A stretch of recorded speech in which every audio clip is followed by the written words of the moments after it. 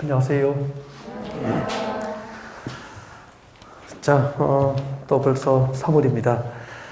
시간이 참 빠르죠. 네, 지난번에 이제 11월 달 지난해 개강을 했고요. 네, 입문과정이었죠. 11월 입문과정이었고, 지난 1, 2월 과정은 네, 기본 이론 과정으로 진행이 됐었죠. 그래서 혹시 처음으로 이제 부동산 공법 공부를 하시는 분이라면은 오늘은 그냥 들으시고 이제 다음에 오실 때는 1, 2월에 진행됐던 그 기본 이론 과정을 좀 예습을 하시고 강의를 들으셔야 돼요. 네, 필수입니다. 그래서 다음 주부터는 예습을 좀 하시고 네, 수업에 참여할 수 있도록 그렇게 하시고요. 이미 이제 2수단 됐고 오늘 세 번째 시간이기 때문에 별도의 오리엔테이션 없이 바로 본 내용으로 들어갈 수 있도록 그렇게 준비를 합니다. 자, 일단 화면 잠깐 보실까요? 자, 오늘 저희들이 공부하게 될 과목은 이제 보시다시피 부동산 공법이죠. 부동산은 토지하고 그 토지에 정착된 토지 정착물, 대표적으로 건축물이죠. 토지와 건축물을 이제 부동산이라고 하게 되고요. 그래서 부동산 공법은 그 토지와 건축물을 대상으로 하는 공법으로 분류할 수 있는 법률 6개를 이제 과목으로 묶어서 이제 공부하는 그런 과목이에요. 그러니까 부동산 공법이라는 법은 없고요. 토지와 건축물에 관한 공법에 해당하는 법률 6개로 과목을 묶었다. 그렇게 보시면 됩니다. 자, 보시다시피 그 토지 공법, 토지를 대상으로 하는 제 공법이 4개가 있죠. 국토의 계획 및 이용에 관한 법률부터 농지법까지 4개가 있고, 또 건축물을 대상으로 하는 법률은 2개, 건축법하고 재주택법 이렇게 모두 6개의 법률로 구성이 되어 있고요. 자, 오늘 그 토지 공법의 가장 기본이 되는 법이 무슨 법이었죠? 국토계획법이죠. 네, 국토계획법이 토지공법의 가장 기본이 되기 때문에 그리고 출제 문항수가 12문제 가장 많아요. 가장 많기 때문에 아무튼 국토계획법이 공법 학습 성공의 절반이라고 보셔야 됩니다. 그래서 국토계획법에 가장 중점을 두고 강의도 진행하게 되고, 여러분도 처음으로 공부하시면은 국토계획법에 가장 중점을 두고 학습을 하셔야 되지 않을까 그런 생각이 드네요. 자, 그러면은 이제 국토계획법 그 1, 2월에 공부를 하신 분은 이제 저를 보시고 저를 보면서 국토교육에서 우리가 어떤 내용들을 공부했죠. 책을 보자고 한번 상상해보죠. 1, 2월 달에 국토교육에서 공부한 테마들이 무엇이었는지 한번 상상해보자는 거죠. 4주 정도 한 달 동안 강의가 진행됐잖아요. 한 달 동안 배웠던 테마들이 한두 개는 좀 떠올랐으면 좋겠습니다. 그죠? 국토교육에서 공부했던 거. 제일 먼저 우리나라 국토를 개발하기 위한 각종 행정계획, 국토계획에 대해서 학습했습니다. 광역도시계획이라든지 도시군기본계획이라든지 도시군계획 등 책 보지 않고 한번 떠올려봐야 되죠. 그 다음에 이제 공부한 게 도시군 관리계획 중 이제 용도지역편, 용도지구편, 용도구역편 기억나죠? 그 다음에 지구단위계획 들어보셨죠? 네, 지구단위계획편, 지구단위계획. 그리고 모든 개발이가 도시계획과 군계획으로 공적으로 이루어지는 건 아니잖아요.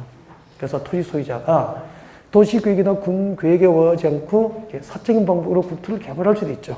네. 개발행위 허가제도, 개발이 허가제도. 또 개발행위 허가와 관련된 개발밀조관리구역과 기반시설 부담구역. 그리고 마지막이 사업이 있어. 무슨 사업을 공부했죠? 도시개발 사업과 정비 사업과 같이 묶을 수 있었어요. 도시군 계획, 시설 사업, 국토계획법상 도시군 계획, 시설 사업 이런 테마들이 국토계획에서 공부하게 될 핵심 주제들입니다. 같이 한번 볼까요? 보세요. 자, 국토계획에서 공부를 하게 될 테마들. 지금 잠깐 우리가 떠올려 보셨죠? 네, 이런 내용들을 공부하게 되죠. 그러면 이제 국토계획이 뭐냐면은 대한민국 국토, 우리나라 국토 전부를 대상으로 합니다. 우리나라 국토 전부를 대상으로 행정계획을 수립합니다. 그래서 이제 국토계획이라고 그러죠. 국토계획. 자, 이렇게 우리나라 국토를 어떻게 개발하고 또 어떤 지역의 토지를 어떻게 이용하고 또 일정한 지역은 개발하지 않고 잘 보존할 것인지 미리 행정계획을 수립합니다. 그래서 선계획이라고 그래요. 미리 행정계획을 수립하고 이 수립된 행정계획에 의해서 계획적으로 국토를 이용하고 개발하고 보존할 목적으로 국토의 이용에 관하여, 국토의 개발에 관하여 계획의 수립과 그 계획 내용 등을 핵심 주제로 하는 법이 이제 국토교육법이다라고 하는 것을 알 수 있게 되죠. 그래서 오늘 첫 시간은 바로 이 국토를 개발하기 위한 각종 행정계획, 광역도시계획이나 도시군계획 등을 이제 오늘 강의를 시작을 하게 될 겁니다. 네. 자, 국토교육에서 우리가 공부했던 테마들을 한번 떠올려 봤고요. 이제 그러면 본격적으로 이제 국토계획 체계, 우리나라 국토를 개발하기 위한 각종 행정계획의 종류하고 그 행정계획들이 전체적으로 이제 어떻게 구성되어 있을까, 그 국토계획 체계를 같이 한번 볼지도 그렇게 할까요? 네, 앞에 보시면 우리나라 국토를 개발하기 위한 행정계획 3총사 가장 중요한 것 3가지를 이제 올려뒀습니다. 오늘 아마 강의를 드려야 될 테마들이죠. 광역계획, 광역도시계획이 있죠. 광역도시계획. 광역도시계획은 수립하는 단위가 뭐죠? 전 국토를 단위로 합니까? 광역계획권 단위입니까? 광역계획권. 그래서 이웃하고 있는 두 개의 상의 도시 공간 전부나 일부를 하나의 단위로 묶어줍니다. 그러면은 광역계획권이라고 그러죠. 광역계획권이라고 하고, 이 지정된 광역계획권 단위로 이제 광역도시계획이 수립이 됩니다. 네.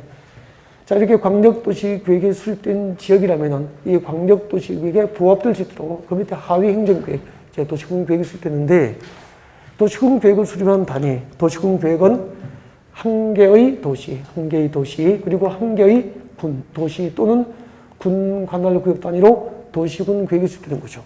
그러면은 서울특별시는 한 개의 도시가 되잖아요. 그래서 서울특별시는 서울특별시 관할구역 단위로 서울특별시 도시계획이 수립되는 거죠. 그 다음에 강원도 평창군은 평창군 관할구역 단위로 평창군 군계획이 수립됩니다. 이렇게 도시가 수립하는 도시계획, 군 단위로 수립하는 군계획, 합하여 뭐죠? 도시군계획, 도시군계획. 그렇게 해서 우리나라에 있는 모든 도시는 그 도시 단위로 도시군계획이 있고, 군 지역은 군 단위로 군계획이 있고, 그렇게 되는 거죠. 네. 자, 그리고 그 도시군계획에는 2가지가 있어요. 2가지가 있는데, 도시지역과 군지역, 도시지역과 군지역의 장기적인 발전 방향과 목표를 제시합니다. 우선 도시군 기본계획이 되는 거죠. 우리 바로 여러분도 사람도 인생의 장기 계획이 있고 이제 뭐 중기 계획, 이렇게 단기 계획과 목표가 있겠죠. 예를 들면은 2021년도에 여러분의 그 목표는 뭐죠? 일단은 여러 가지 있겠지만 그 중에서 가장 중요한 목표, 여러분의 목표는 공인중개사 자격증 시험에 합격하는 게 일단은 이제 2021년도 단기적인 목표예요. 그리고 자격증을 따는 그 자체가 최종 목표는 아니잖아요. 그죠? 공인중개사 자격증을 따고 부동산 전문가로 성공해야죠. 그래서 이제 연봉 뭐 2억씩, 3억씩 할 때도 있고, 그죠? 목표로도 2억은 해야죠. 네, 그러자고 우리가 공부하는 거고. 네, 그렇게 해서, 한 20년 정도 열심히 해서 한 50억 정도 경제적 뭐 기반부를 마련하겠다. 그래서 한 50억 정도 돈을 벌면 부자가 될 수 있겠죠. 50억 정도는 부자죠. 네. 그러면은 부자가 되면 이제 무엇을 하시고 싶으세요? 뭐 여행도 가야 될 것 같고, 또 좋은 차도 타봐야 될 것 같고, 네. 할 거 많죠. 네. 또 우리 가족들에게 해주고 싶은 거 다 해주고 싶고 뭐. 그리고 또 해야 될 거, 이제 돈 벌고 부자가 욕먹지 않기 위해서는 주변에 이제 봉사를 많이 해야 되죠. 기부도 좀 많이 하시고, 예, 그래야 되죠. 그렇게 해서 이제 주변에 많이 이렇게 주변을 위해서, 이웃을 위해서 봉사를 많이 하셨어. 하니까 저런 사람이 평택시장 돼야 돼요. 뭐 시장 나가라고 하니까 출마했는데 재수 없이 붙어버린 거죠. 시장 돼버리고, 이렇게. 아무튼, 그러면 이제 자격증 따는 것은 예, 중간 정도 목표라면은 이제 부동산 업종에서 성공하고 먼 미래에 이렇게, 그죠? 지역을 위해서 열심히 일하고 봉사하다가 평택시장이 되고, 뭐 또 서울의 강남구청장이 되고, 뭐 이런 것은 내 인생의 장기적인 목표잖아요. 사람도 그렇듯이 도시와 군지역도 이렇게 장기적인 발전 방향과 목표를 제시하는 장기 계획이 있다는 거고요. 그 장기적인 목표, 도시군 기본계획에서 정한 그 목표가 달성될 수 있도록 도시지역과 군지역을 관리하기 위해서 구체적인 정책, 6가지를 정책으로 입안하고 결정할 수 있는 행정계획을 이제 도시군관리계획이라고 합니다. 여러분 묻겠습니다. 이웃하고 있는 2개 이상의 도시공간, 이웃하고 있는 2개 이상의 도시공간 전부나 일부를 하나의 단위로 묶어줍니다. 뭐죠? 광역계획원이라고 그러죠. 자, 여기는 평택, 경기도 평택이에요. 경기도 평택. 여기는 경기도 오산입니다. 경기도 오산. 그러면 이웃하고 있는 2개의 도시 공간이 되죠. 이 2개의 도시 공간 전부나 일부를 하나의 단위로 묶어줍니다. 묶어주면 이것은 무엇이 되는 거죠? 광역계획원. 이 지정된 광역계획원 단위로 장기적인 발전 방향과 목표를 제시하는 행정계획이 광역도시계획 그렇게 되죠. 그 다음에 평택은 한 개의 도시이기 때문에 평택시 관할구역, 평택시 관할구역 전부를 단위로 하는 국토계획은 평택시 도시군 계획이에요. 그 평택시 도시군 계획에는 이제 평택시의 장기적인 발전 방향과 목표를 제시하는 평택시 도시군 기본계획과 그리고 그 장기적인 발전 방향에 따라서 이제 평택 지역을 평택원 이 도시를 구체적으로 관리하기 위해서 구체적인 정책 6개의 구체적인 정책들을 정책으로 입안하고 결정하는 행정계획이 도시군 관리계획 그렇게 되는 거죠. 네. 자, 그러면은 자, 이 도시군 관리계획 내용, 도시군 관리계획으로 정책으로 입안하고 결정할 수 있는 대상이 6개가 있죠. 자, 지금부터 그 도시군 관리계획 내용 6개를 같이 공부할 수 있도록 그렇게 준비를 하겠습니다. 도시군 관리계획으로 정책으로 입안하고 결정할 수 있는 대상 1번이 뭐죠? 그렇죠. 1번은 이제 처음 보시면 안 적어도 됩니다. 필기 하시지 마세요. 아직. 그냥 보세요. 용도지역이죠. 평택시 관할구역에 이제 용도지역이라는 것, 그리고 용도지구라는 것. 그리고 두 번째가 용도구역이죠. 개발제한구역, 도시재생보호구역, 시가보전구역, 수단정보호구역, 그리고 입지규제 최소구역. 이런 용도구역이죠. 용도구역, 용도지역, 용도지구, 용도구역을 새로 지정하고 지정된 것을 변경할 수 있는 행정계획을 도시군관리계획이다라고 하게 됩니다. 자, 예를 들면은 이렇게 되겠죠. 그럼 여기가 경기도 평택이에요. 경기도 평택시. 강의를 처음 들으시는 분도 상식적으로 평택은 그 토지의 용도가 농림지역이 가장 많을까요? 상대적으로 도시지역이 가장 많을까요? 도시지역으로 용도 지정된 땅이 가장 많겠죠. 그래서 평택은 용도지역이 도시지역이에요. 도시지역입니다. 그리고 도시지역가 되어 있는 토지는 다시 그 토지의 기능과 적성에 따라서 땅의 종류가 16개로 구분됩니다. 어떻게 구분되죠? 자, 도시지역은 다시 이제 세분되면은 이렇게 배웠죠? 주거지역, 상업지역, 공업지역, 녹지지역 이렇게 세분이 됩니다. 세분되고요. 주거지역, 상업지역, 공업지역, 녹지지역이 다시 대통령령으로 세분이 되죠. 세분되면은 평택의 땅의 종류는 용도별로 도시지역가 되는 모두 몇 개가 있죠? 16개로 땅의 종류가 용도별로 이제 구분돼요. 이렇게 여기는 평택에서, 경기도 평택에서 주거지역으로 할 거야. 주거지역으로 할 거라고 이제 땅의 용도를 정하면은 그것을 용도지역이라고 하는 거죠. 주거지역이 용도지역이에요. 그러면은 주거지역으로 용도지역이 지정되면 단독주택이라든지 아파트 같은 공동주택 위주의 주거 용도의 건축을 목적으로 용도 지정된 땅이라는 뜻이죠. 한마디로 주택단지 개발이 가능하다라고 볼 수 있죠. 그 다음에 자, 평택에서 이제 녹지지역으로 묶였습니다. 녹지지역으로 묶여 있죠.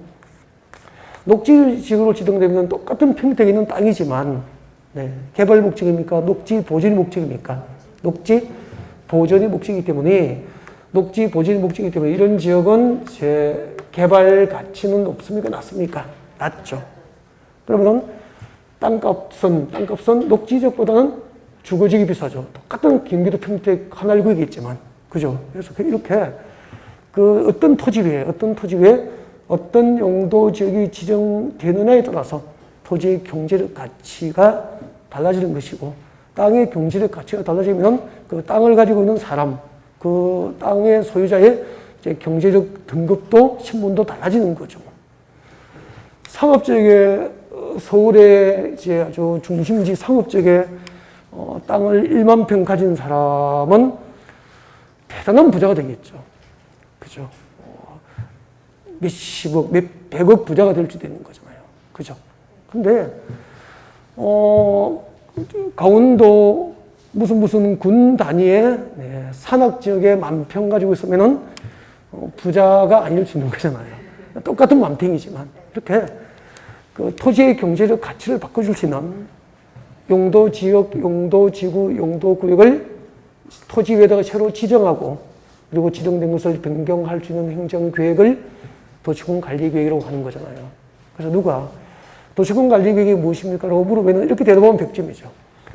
용도 지역, 용도 지구, 용도 구역이라는 것을 도시적과 군적의 토지 위에다가 새로 지정하고 또 지정된 것을 변경할 수 있는 행정계획은 도시군 관리계획이다. 그렇게 되는 거죠. 여기 자 물어볼게요. 자, 1, 2월 과정에서 이제 우리가 강의가 진행되기 때문에 오늘은 이제 첫 시간은 전반적으로 앞으로 공부할 내용들을 잠깐 소개를 하는 거니까 그냥 편안하게 들으시면 돼요. 한번 봐요. 용도지구, 용도지구. 용도지구에서 취락지구 배웠죠? 네, 물어보려고 이제 취락지구를 배웠어요. 취락지구는 두 가지가 있죠. 자연 취락지구하고 이제 집단 취락지구, 자연 취락지구하고 집단 취락지구로 구분됩니다. 자연 취락지구의 지정 목적이 뭐죠? 자연 취락지구의 지정 목적은 저희들이 이렇게 외웠을 겁니다. 취락지구인데 자연 취락지구예요. 자연 취락지구. 자연 취락지구 하면은 이제 녹관, 농자, 녹관, 농자. 아직까지는 뭐 자연석이 잘 안 나오죠. 녹지지역, 녹지지역, 관리지역, 농림지역, 자연환경보전지역 안에서 녹관, 농자, 녹지지역, 관리지역, 농림지역, 자연환경보전지역 안에 자연적으로 형성된 마을을 취락이라고 그래요. 녹지지역, 관리지역, 농림지역, 자연환경보전지역 안에 취락을 정비할 목적으로 취락을 정비합니다. 취락을 정비할 목적으로 지정하면은 이름이 자연취락지구가 되는 거죠. 자, 그럼 여기서 제가 문제를 내겠습니다. 잘 듣고 O와 X로 판단하고 대답을 합니다. 네. 자, 생산녹지지역에 자연취락지구를 지정하는 것은 도시군 관리계획이다. O 믿겠습니까? O가 되죠. 녹지지역에는 취락을 징발 목적으로 자연취락지구를 지정할 수 있고요. 자연취락지구는 용도지역입니까? 용도지구입니까? 용도지구잖아. 그러면은 용도지구의 지정은 도시군 관리구로 정책을 입안해서 지정이 결정이 되잖아요. 그래서 녹지지역, 자연녹지지역에 자연취락지구를 지정하는 것은 도시군 관리계획에 해당한다. O 믿습니까? O 이렇게 되죠. 예를 들면 시험 이렇게 나오는 거죠.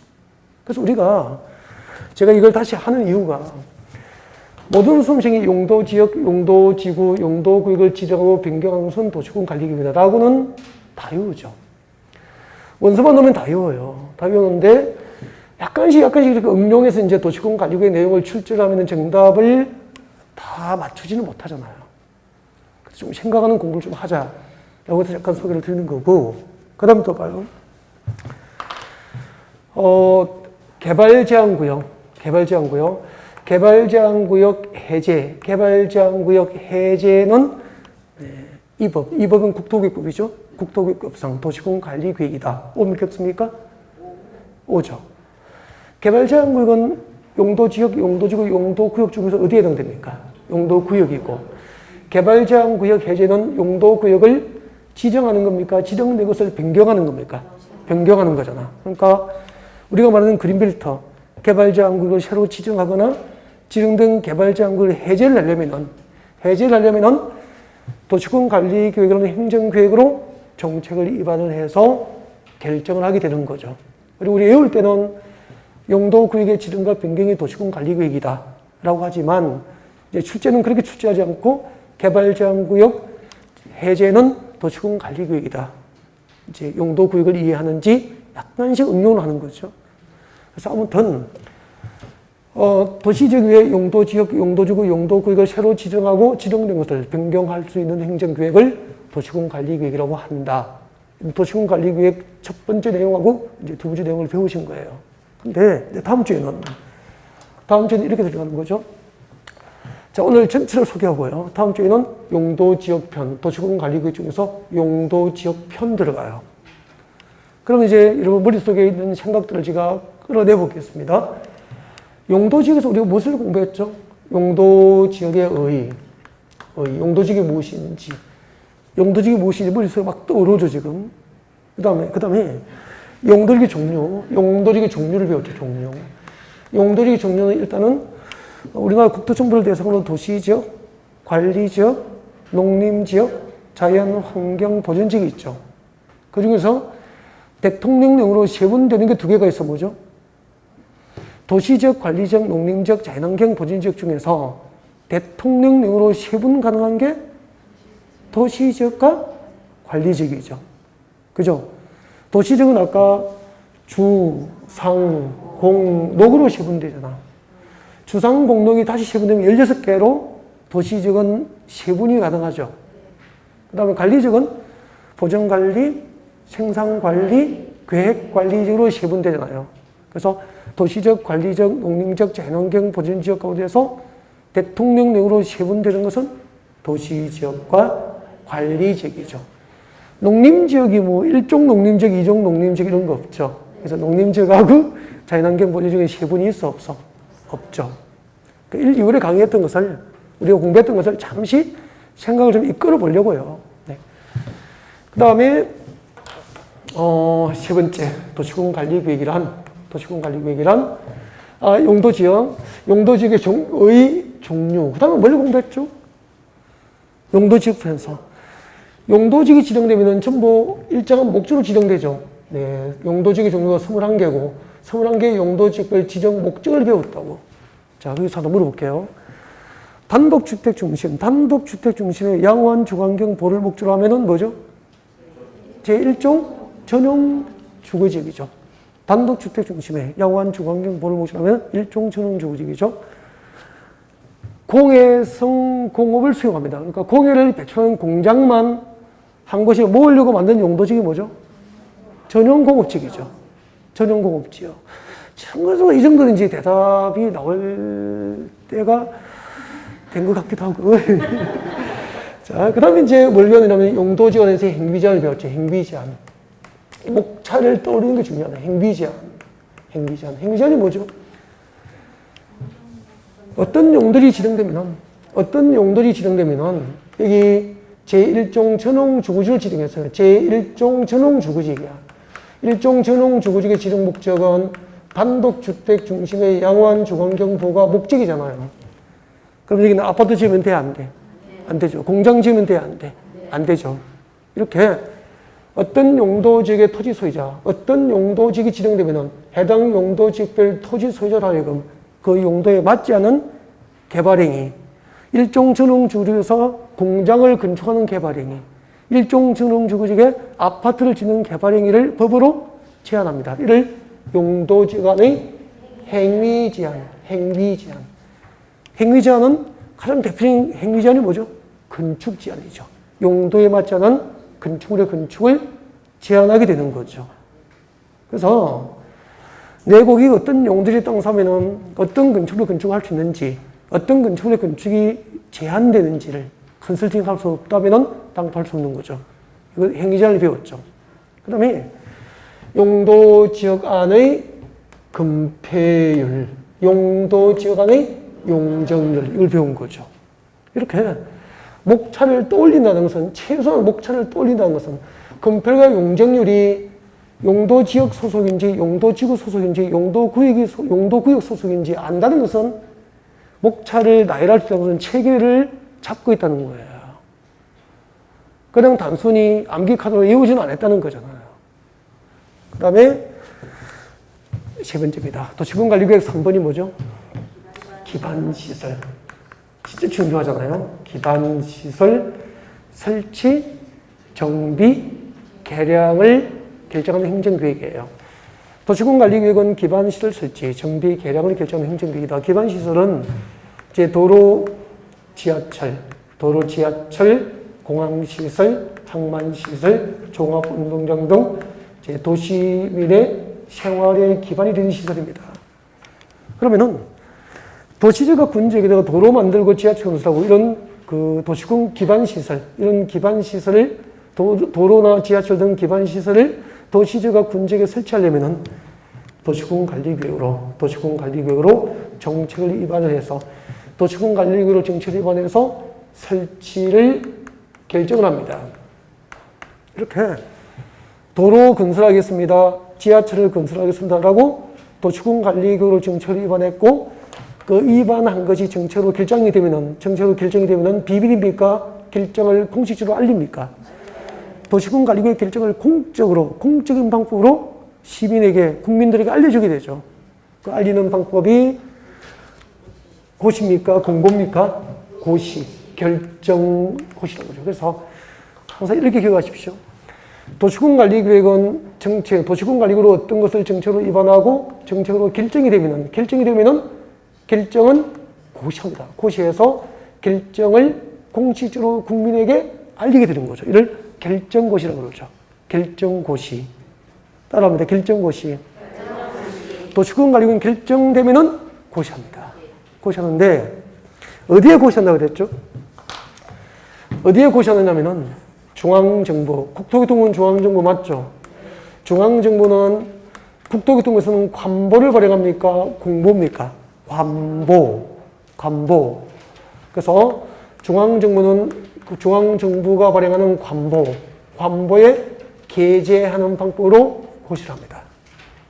그리고 지방자치단체. 그러면 평택시청은 중앙정부입니까? 지방자치단체입니까?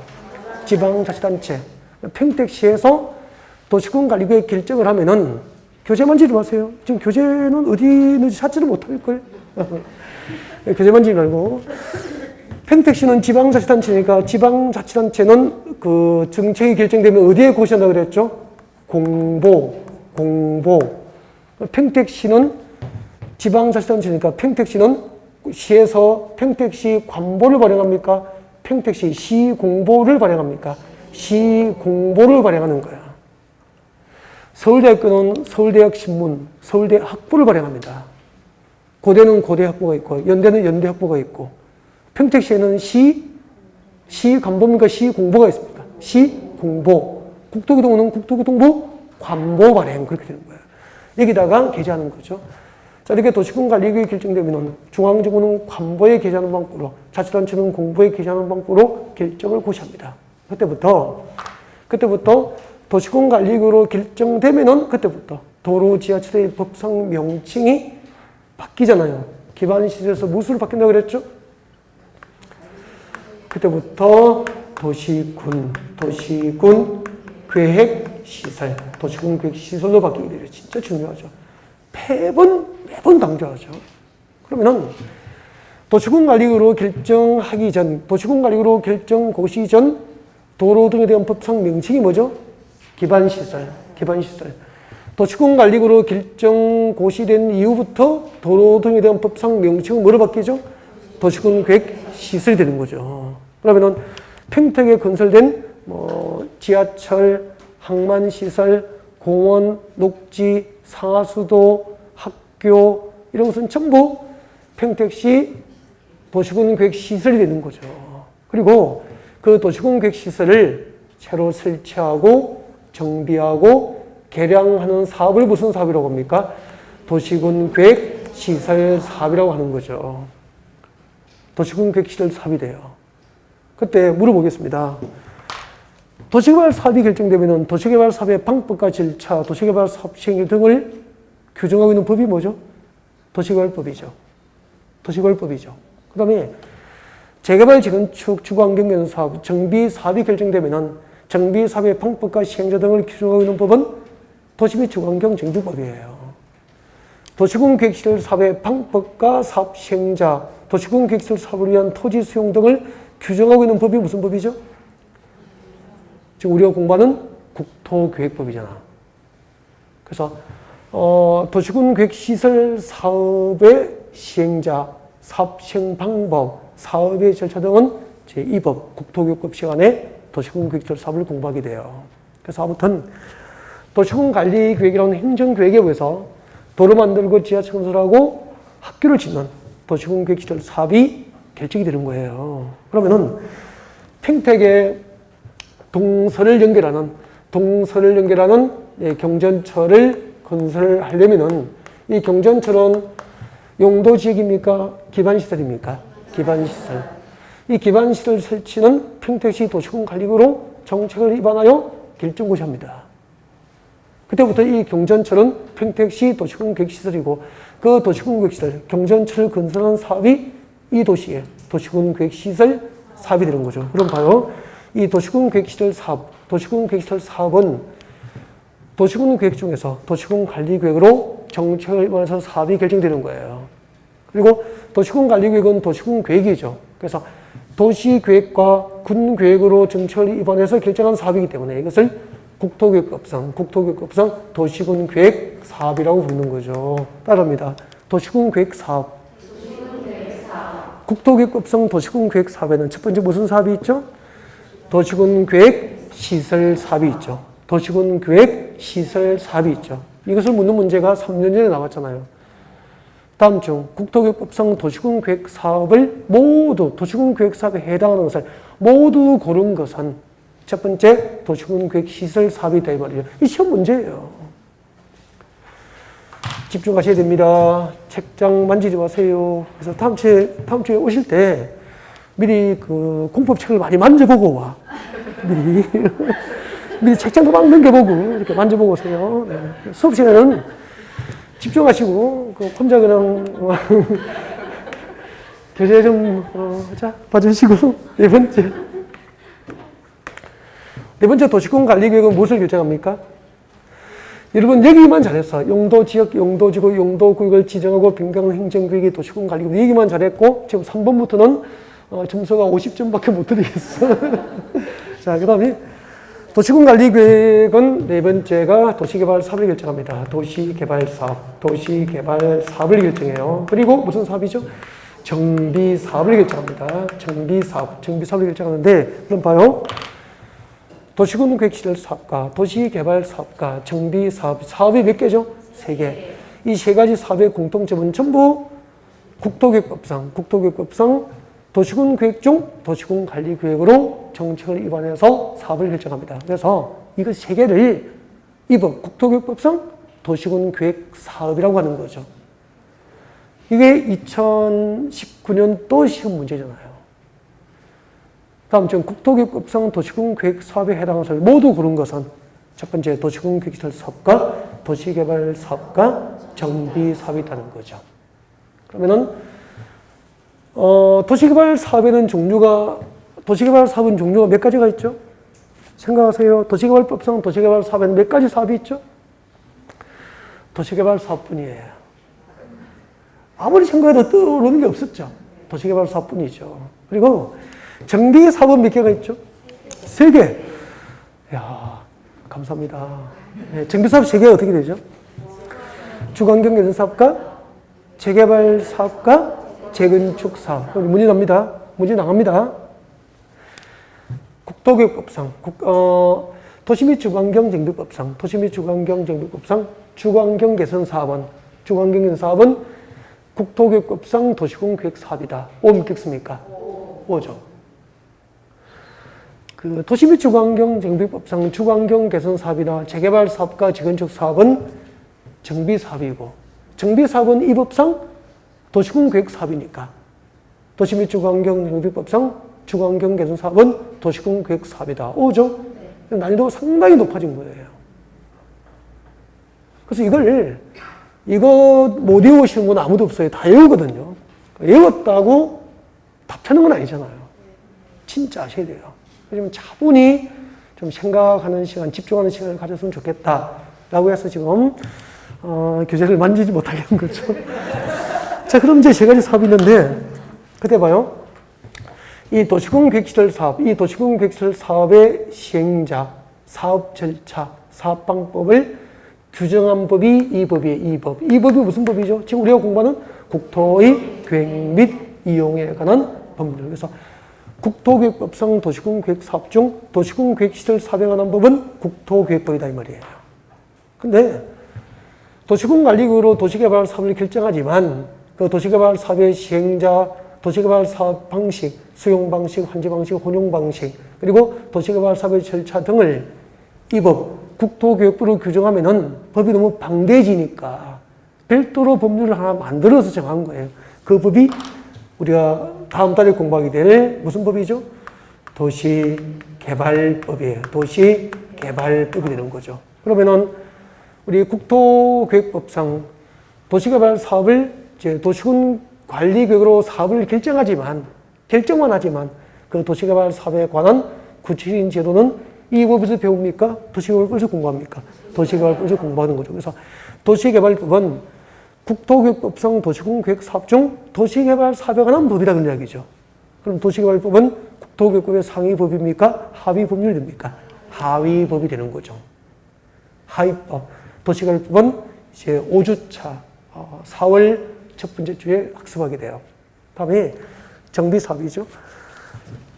재개발 사업과 재건축 사업, 그리고 주거환경 개선 사업, 정비 사업은 모두 이제 국토교육법상 도시군 관리계획으로 사업을 정책을 입안해서 결정하지만 그 사업의 방법과 절차, 사업 시행령 등은 이제 이 법을 정하지 않고 도시 및 주거 환경 정비법, 도시 및 주거 환경 정비법으로 규정을 합니다.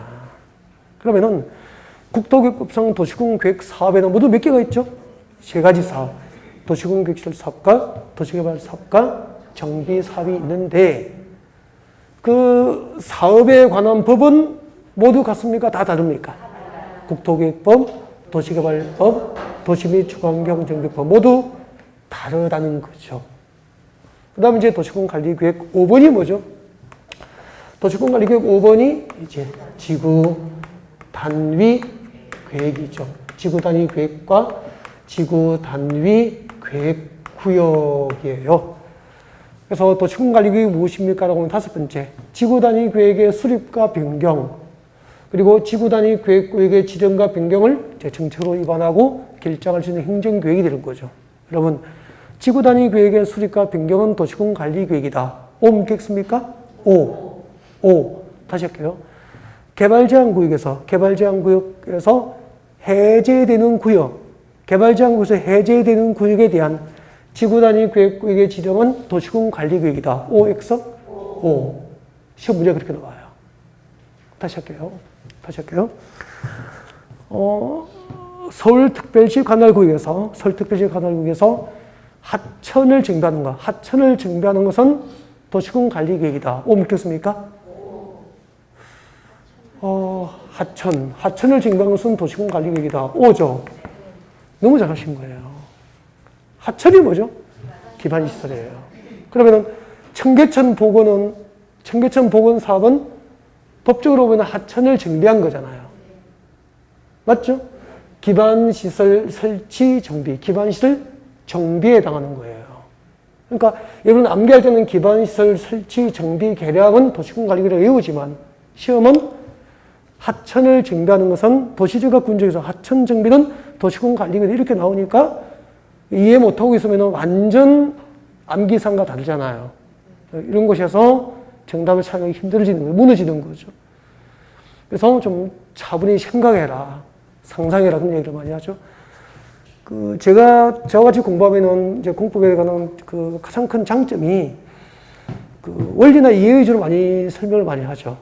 그리고 현장과 늘 연결시켜서 강의를 하기 때문에 듣고 나면은 외우지 않더라도 줄거리나 스토리가 아마 이렇게 그려질 거예요. 처음에는 좀 그렇죠. 제가 서울말을 못 쓰잖아요. 서울말 유창하게 못해요. 대충 하는데 나는 서울말을 한다고 하는데 서울말이 아니라고 그러더라고. 서울말을 잘 못하고 경상도 억양에다가 그죠. 그리고 또 강의를 너무 오래 해가지고 목이 한두 번 다쳐가지고 목이 그렇게 낭낭하진 않죠. 약간 허스키하죠. 그런 것 때문에 그래요. 그래서 그것만 적응을 좀 하시고 나면은 합격의 확신을 줄 수 있는 강의라는 건 믿으면 갈 거예요. 자, 그 다음에 여섯 번째 보겠습니다. 여섯 번째는 입지 규제죠. 입지. 입지 규제 최소 구역이죠. 입지 규제 최소 구역의 지정과 변경. 그 다음에 입지 규제 최소 구역 계획, 입지 규제 최소 구역 계획의 수립과 변경을 정책으로 위반하고 결정해주는 행정구역이 도시군관리구역입니다. 자, 여기서 5번하고 6번을 잠깐 좀 설명을 하고, 볼게요. 설명 좀 할게요. 물으면 대답하십시오. 여기 집중하시고 물으면 대답해 주세요. 여러분, 한 개의 도시. 경기도, 평택시는 한 개의 도시 맞죠? 오늘 배우는 행정계획, 광역도시계획과 도시군계획 중에서 한 개의 도시나 군 단위로 수립하는 국토계획은 광역도시계획입니까? 도시군계획입니까? 도시군계획이죠. 평택은 평택시 관할구역 전부를 단위로 해서 무슨 행정계획이 수립되어 있죠? 평택시 도시군 계획이 수립되어 있는 거죠. 한 개의 도시나 군 관할구역 전부를 단위로 하는 국토계획은 도시군계획이에요. 근데 여기는 평택시 녹지지역입니다. 용도지역이 뭐라고요? 녹지지역이에요. 그러면 1, 2월에 강의 들으신 분, 녹지지역 위에 지정된 용도구역이 두 개가 있잖아요. 평택시 주변에 보이는 산지는 녹지지역으로 지정되어 있고 동시에 두 가지로 묶여 있죠. 하나는 뭐죠? 그린벨트. 녹지지역이면서 그린벨트로 묶였습니다. 개발제한구역이에요. 개발제한구역. 그린벨트. 법적으로는 개발제한구역이라고 합니다. 이쪽으로 묶여 있죠. 나머지는 뭐죠? 공원, 도시자연, 공원구역으로 묶여 있는 거죠. 그래서 도시 주변에 보이는 산지는 용도지역은 녹지지역이고 그린벨트와 공원으로 묶여 있는 거죠. 그러다가 평택시 녹지지역에 지정된 그린벨트가 개발제한구역이 이만큼 해제가 됐어요. 이만큼 해제가 됐습니다. 그러면은 여러분 그린벨트가 해제되면은 그린벨트 해제지역은 버려요? 주변적 특성에 맞도록 개발합니까? 주변적 특성에 맞도록 개발하게 되죠. 그래서 그냥 개발합니까? 계획을 해야 됩니까? 그 그린벨트가 해제된 일부 지역 단위의 개발 계획이 무슨 계획입니까? 지구 단위 계획인 거죠. 그래서 지구 단위 계획에서 지구 단위라는 것은 한 개의 도시나 군 관할구역을 말합니까? 도시 또는 군 관할구역 중 일부 지역 단위입니까? 도시나 군 관할구역 안에 일부 지역 단위를 지구 단위라고 그래요. 이렇게 그린벨트가 해제된 그 일부 지역 단위의 도시군 관리 계획을 지구 단위 계획이라고 하는 거죠. 그러면 지구 단위 계획의 수립과 변경은 도시군 관리 계획이다. OX5. 그러니까 지구 단위 계획도 도시군 관리 계획의 다섯 번째가 지구 단위 계획이니까 지구 단위 계획도 도시군 관리 계획의 6가지 중 하나, 일종이다, 일종. 도시군 관리 계획 중 하나다, 이 말이 하나다. 단, 도시군 관리 계획은 한 개의 도시나 군 단위로 수립되지만, 지구 단위 계획은 도시나 군 단위로 합니까? 도시나 군 관할 구역 중 일부 지역 단위입니까? 일부 지역 단위의 도시군 관리 계획이라는 거예요. 이것도 작년, 재작년 시험 나왔죠. 2020년 시험 문제예요. 네. 그 다음에 지구 단위 계획을 수립하기 위해서 지정하고 변경하는 것을 도시군 관리구역으로 결정하여 고시된 땅을 뭐라고 하죠? 지구 단위 계획 구역이라고 하는 거죠. 그래서 지구 단위 계획을 수립 변경하거나 지구 단위 계획 구역을 새로 지정하거나 변경을 결정할 때는 전부 도시군 관리구역으로 정책을 위반을 해서 결정 고시를 하게 되는 거예요. 자, 지구 단위 계획이 무엇인지 했죠? 한 개의 도시나 군 관할구역 전부를 단위로 하는 국토계획. 이게 뭐죠? 이게 도시군 계획이잖아요. 이게 도시군 계획이고, 이 도시군 계획 수립 대상 지역 중 일부 지역 단위의 도시군 관리 계획이 뭐죠? 지구 단위 계획이 되는 거죠. 지구 단위 계획. 안녕하세요. 이게 뭐죠? 도시군 계획. 안녕하세요. 이게 뭐죠? 지구 단위 계획. 이 지구 단위 계획이에요. 그 다음에 입지규제 최소구역은 제가 여기를 예를 들어 설명을 드리죠. 서울 삼성동 한전부지라고 그랬죠. 네, 한전부지입니다. 한전부지 한국전력 본사 건물이 있던 땅이죠. 한전부지라고 해요. 삼성동에 강남에 삼성동 한전부지. 한국전력 본사가 있었죠. 여기 한국전력 본사 건물이 있었는데 어디로 갔다 그랬죠? 저기 전라도 나주 혁신도시로 가버린 거예요. 그래서 이제 한국전력 본사는 나주 혁신도시에 갔습니다. 한국전력 본사가 여기 있죠. 여기 이제 직원들이 살아야 되니까 주변에 뭘 지었죠? 아파트 지었죠. 아파트 지었고. 아파트 입주하니까 건너편에 학교 들어가야 되죠? 초중고 들어오죠, 초중고. 그리고 상가는 형성되고요. 이게 나주 혁신도시예요. 그 나주 혁신도시 건설 비용이 만약에 15조 원이 들었다면 정부의 입장은 국가 공급이니까 정부 입장은 혁신도시 건설 비용이 15조 원이면 삼성동의 한전부지를 팔아서 이 혁신도시 건설 비용을 구해야 됩니다. 그럼 정부 입장에서 이걸 비싸게 팔아야 됩니까? 싸게 팔아야 됩니까? 비싸게 팔아야 싸게 하시면 자기가 살려고 그러지. 자, 그래서 한전부지를 이제 정부 입장에서 비싸게 빨리 팔고 싶죠. 이걸 비싼 값으로 팔 수 있는 방법은 딱 하나입니다. 제도적으로 개발을 규제합니까? 보장해 주면 됩니까? 보장해요. 개발을 보장해 주면 돼요. 그것도 말로 합니까? 제도적입니까? 제도적으로. 그래서 이 한국전력 본사가 떠난 이 한국전력 본사 부지를 이제 입찰합니다. 입찰. 경쟁 입찰을 붙여요. 그래서 이걸 비싼 값으로 낙찰가가 결정될 수 있도록 하기 위해서 이 지역의 개발 입지 규제를 크게 합니까? 최소화합니까? 최소화해 줄 목적으로 지정한 용도구역. 글자 그대로잖아요. 그런데 이제 정부는 서울시에서 삼성동 한전부지 사면은 개발을 최대한 보장해 줄 테니까 빨리 높은 입찰 금액을 적어 놓고 높은 값으로 빨리 낙찰 받으세요. 말로 하면 믿어 안 믿어? 정부도 못 믿는 거예요. 그래서 입지 규제 최소구역이 지정되면은 그 지정 목적을 달성하기 위해서 입지 규제 최소구역 계획이라고 하는 행정계획이 수립되는 거죠.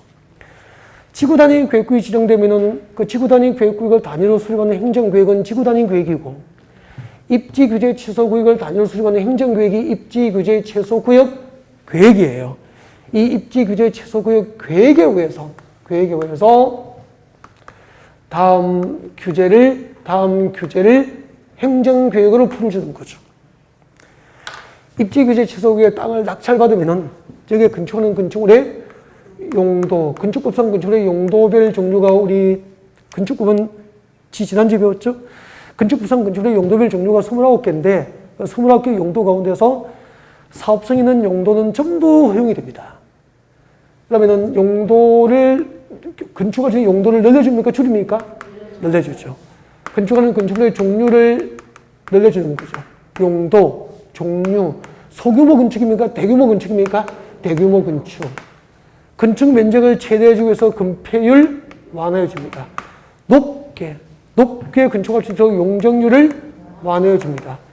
용적률을 완화해서 높게 건축이 국토기법에 의해서 허용되더라도 건축법상 높이 규제를 받으면 안 되잖아요. 그래서 건축법상 높이 규제도 풀어줍니다. 이런 것을 행정계획으로 이 개발 규제를 완화하는 것을 보장하기 위해서 입지규제 최소구역 계획이 수립되는 거예요. 이렇게 입지규제 최소구역을 새로 지정하거나 그리고 입지규제 최소구역 계획을 수립하고 변경하는 것을 정책으로 입안으로 하고 결정하는 행정계획을 무엇이라고 한다? 도시군 관리계획이라고 한다. 그렇게 보시면 되고요. 이게 이제 우리가 국토계획법의 그 국토계획 체계를 다 한 거죠. 그럼 한번 보세요.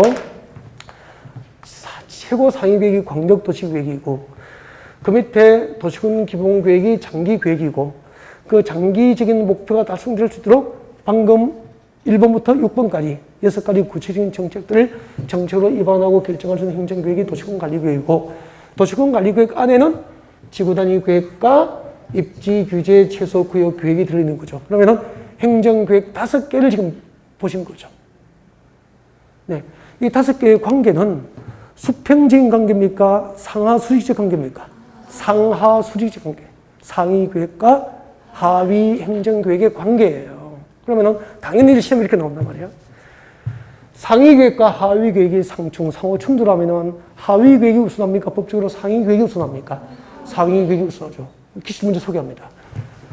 광역도시계획과 광역도시계획이 수립된 지역에서 도시군 기본계획 내용이 광역도시계획 내용과 다를 경우에는 그 도시군 기본계획은 무효이다. O 묻겠습니까? X예요. 아니, 도시군 기본계획 내용이 광역도시계획 내용과 다르다는 것은 상위 계획과 하위 계획이 충돌했잖아. 그러면 하위 계획이 무효가 되는 게 아니고 무엇이 우선한다? 상위 계획이 법적으로 우선한다는 거지. 하위 행정계획이 무효가 되는 것은 아니잖아. 방금 그게 기출 문제야. 봐봐요. 수업은 나도 그 이해는 되는데 답은 또 틀릴 수 있는 거잖아. 그러니까 그 강의를 들을 때 여러분 이런 생각이 들었을 거야. 난 1, 2월 달에 강의를 들으면서 80% 이해했는데 너무 궁금해가지고 아직 문제 풀 때는 안 됐지만 너무 궁금해서 기출 문제를 풀어보니까 80점이 나옵니까? 20점 나옵니까?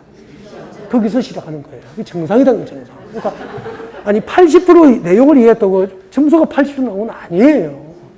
그래서 80% 강의 내용을 이해해도 점수는 20점부터 시작하는 거예요.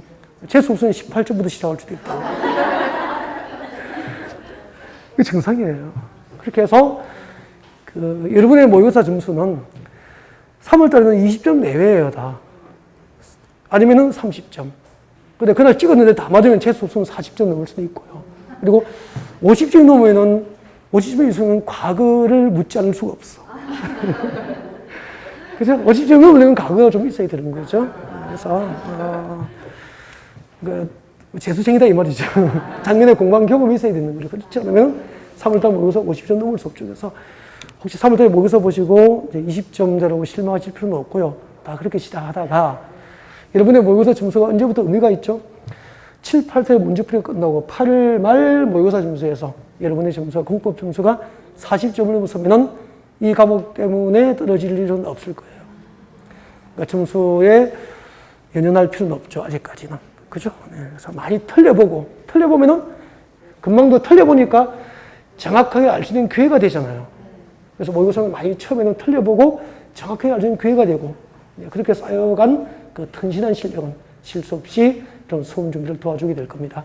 일단 국토교부의 전반적인 내용을 소개해드렸고요.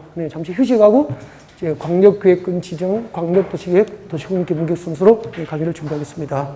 네.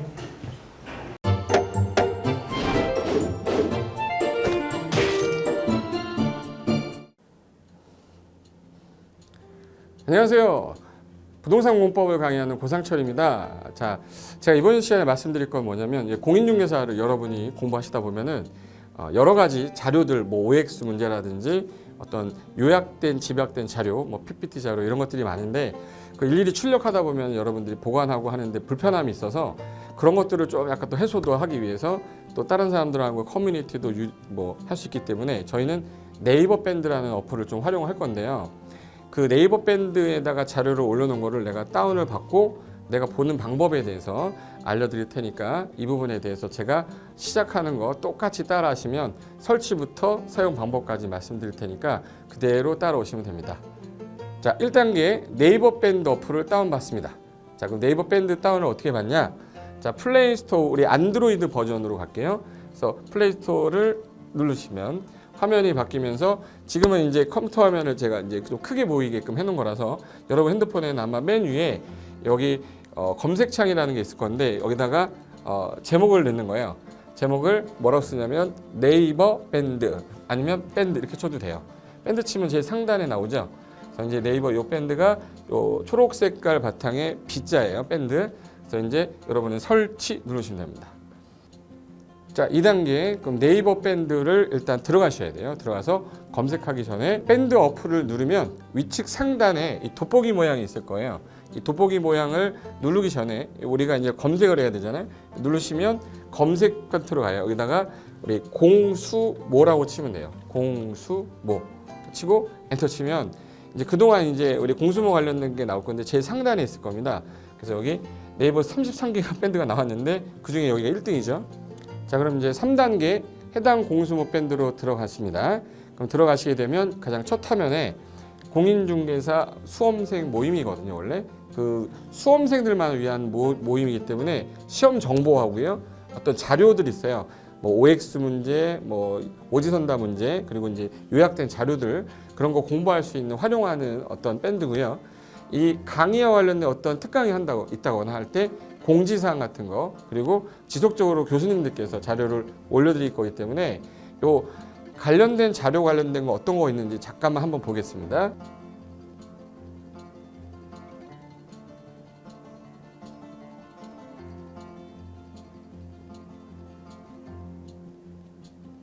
자, 그러면 4단계로 갈게요. 또 다른 꿀팁 하나 말씀드리겠습니다. 모바일 1일 학습이라는 건데 핸드폰으로도 내가 하루에 짬을 내는 시간, 예를 들어서 전철을 타거나 버스를 탄다거나 화장실을 간다거나 할 때 1일 그 공부 학습 방법을 알려드릴 건데요. 메인 화면에서 위로 좀 올라가면은 모바일 1일 학습이라고 나올 거예요. 여기 있습니다. 모바일 1일 학습이라고 해서 시험 과목에 따른 문제가 나올 거예요. 그러면 여기를 올리시면은 여러분이 이제 그 시간 안에 이 문제에 대한 것을 읽어본 다음에 여기서 정답과 해설은 바로 보여지면 이거는 암기가 돼버리기 때문에 정답 해설은 맨 밑에 안 보이게 숨겨놨어요. 그래서 현재 밑으로 쭉 내리면 인지에 가서 쭉 내리면 요때 답이 나와요. 댓글이라는 게 있어요. 내가 쓴 거는 내가 확인할 수 있잖아요. 그래서 요 댓글 표시 보시면은 이런 거는 표정 좋아요 한번 눌러주는 거예요. 그럼 여기서 내가 좋아요 그러면서 뭐 선생님 사랑해요 해도 되고 좋아요 이런 거 눌러주신 다음에 그 다음에 밑으로 가면 이제 댓글을 쓸 수 있어요. 그래서 정말 궁금한 부분에 대해서 댓글 남겨주시면 확인이 되는 경우에 바로 답글을 올릴 수 있게끔 실시간으로 할 수 있을 것 같습니다. 자, 지금까지 과정과 같이 공수모 밴드예요. 공인중개사 수험생 모임 밴드를 줄여서 우리 공수모 밴드라고 하는데 이렇게 가입하시면 여러 가지 자료들 업데이트되는 거, 개정되는 부분 신속하게 받아들일 수 있기 때문에 아마 여러분 학습하는데 도움이 많이 될 겁니다. 그래서 꼭 가입하셔서 좋은 자료도 받고 매일매일 학습하시면서 도움 되셨으면 좋겠고요. 자, 여러분의 합격을 진심으로 기원하겠습니다.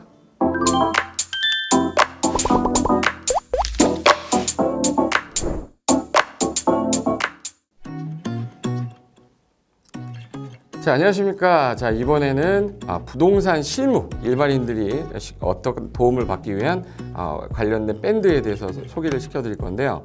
일단은 검색창에다가 365 부스라고 치시면 돼요. 365 부스인데 365일 부동산 스터디라는 밴드예요. 네이버 밴드인데 요 365 부동산 스터디라는 밴드 일단 이거 클릭하시면 현재는 이제 4만 명 정도 되는 밴드인데요. 우리가 일반인들이 어떤 부동산 정보를 습득하는 데 있어서 이 정보를 얻기가 되게 쉽지가 않습니다. 내가 어딘가를 찾아본다고 해서 잘 찾을 수 있는 것도 아니고 어떤 전문가들이 하는 말들이 친밀성이 있는 건지 아닌지에 대해서도 우리가 잘 믿을 수가 없는 거기 때문에 그런 정보를 그래도 좀 손쉽게 찾아볼 수 있게끔 저희 이제 이 밴드에 구성된 전문가들이 정보를 좀 제공해 주는 거기 때문에 아마 유용하게 활용할 수 있을 거고요. 내가 부동산 중에 토지를 좀 알고 싶다, 또는 상가를 좀 알고 싶다, 또는 나는 내 집 마련을 위해서 청약이 좀 궁금하다. 근데 그게 솔직히 어디 가서 물어보거나 어떤 정보를 찾기 쉽지 않아서 그것 때문에 만들어진 밴드라고 보시면 돼요. 그래서 365일 내내 부동산을 어떤 공부한다는 취지로 밴드에 들어오셔서 질의응답도 하시고 궁금한 사항에 대해서 예를 들어 문의를 하시면 저희가 관련된 정보를 또 제공해주는 그런 밴드라고 보시면 되겠습니다. 어떤 밴드냐면 한번 보시면은 지금 현재는 공지사항이 제일 먼저 나올 건데요. 이 공지사항은 기존에 있던 오프라인이 어떤 강좌가 있으면 그 강좌에 관련된 거 세미나라든지 그래서 평소에 이제 우리가 이제 접하지 못했던 강의들 있죠. 이렇게 진행이 된다라는 거 공지를 좀 하는 그런 내용들이고요. 하나 좀 더 올리면 자, 이제 우리 교수님이에요. 교수님 중에 상가 교수님이 최근에 예를 들어서 법이 바뀌었어요. 법이 바뀌게 되면 최근에 바뀐 법이 이러한 바뀐 법이 있으니 중개업을 한다거나 투자를 할 때 좀 유의해서 알아보시면 좋겠습니다라는 거를 올려놓을 거예요. 기존에 올려놓은 자료가 있으면 또 찾아보시면 되는 거니까 이렇게 해서 계속 밴드에서 소식을 받으시면 실전에 굉장히 도움을 많이 받을 거라고 예상합니다. 부동산 관련된 내용 중에서 하나 더 보시면 이제 랜드프로에서 직접 우리 프로그램 만들고 있어요. 그래서 부동산 까발리기, 부동산 부티크 이런 TV 관련돼서 부동산 팁 있죠. 예를 들어서 청약을 받아야 되냐 말아야 되냐, 지금 강남권 아파트를 투자해야 되냐 말아야 되냐 이런 정보를 쉽게 여러분들이 뭐 접하지 못하기 때문에 그런 관련된 것들을 시대에 맞게 흐름에 맞게 부동산 시장이 이제 요동치면 내가 지금 집을 팔아야 되냐 사야 되냐 그런 것들에 대해서 신속하게 정보를 들을 수 있는 밴드니까 시간이 나실 때마다 자주 들어오시고 저도 자주 들어와서 좋은 정보 남겨드릴 테니까 자주 들어오시기 바랍니다. 저는 부동산 공법하고 부동산 토지 투자를 강의하는 고상철이었습니다. 자주 밴드에서 뵙도록 하겠습니다. 자, 수고하셨습니다.